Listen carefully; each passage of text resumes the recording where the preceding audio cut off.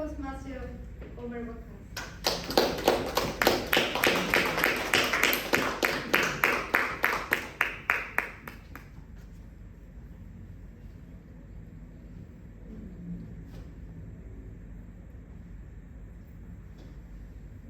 So I stood there.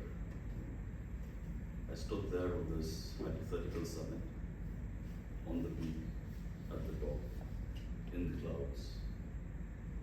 I stood there with the world below my feet.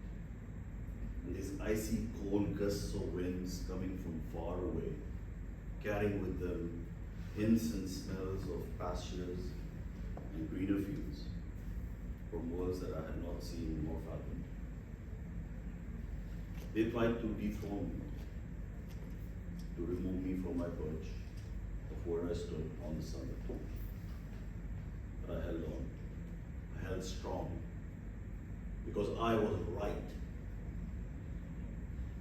There was a time, you see, when minds, personalities were molded by the thinkers of yore, by leather-bound books that had torn, frayed pages edges.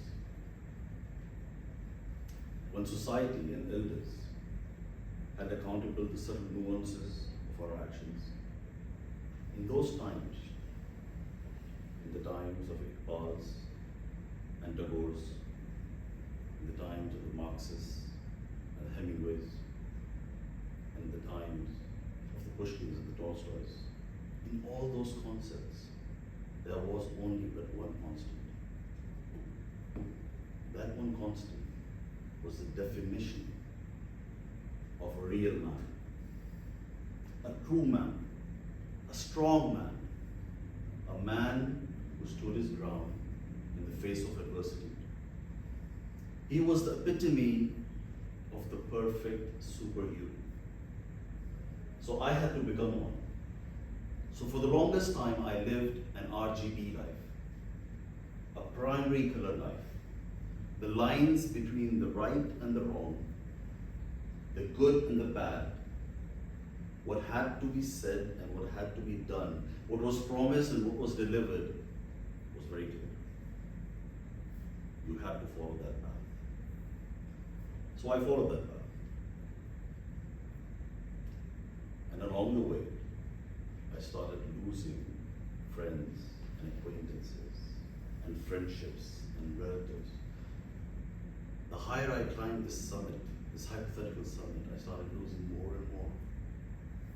But it was okay. It was okay because there is a sacrifice to be made and a price to be paid for your dreams. So I kept climbing. I kept climbing this summit until I reached the top.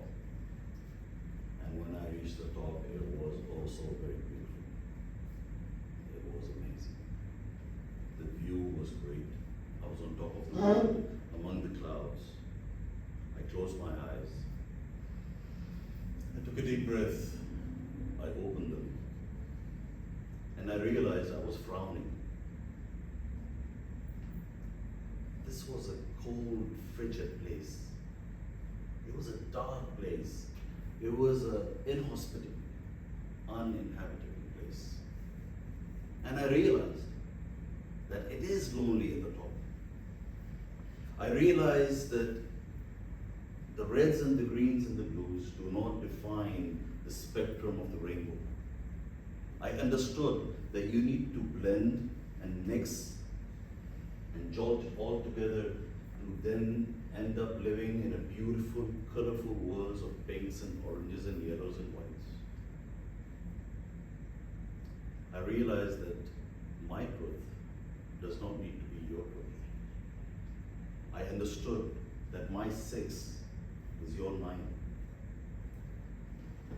I had to finally accept that I could be absolutely wrong when I was completely right.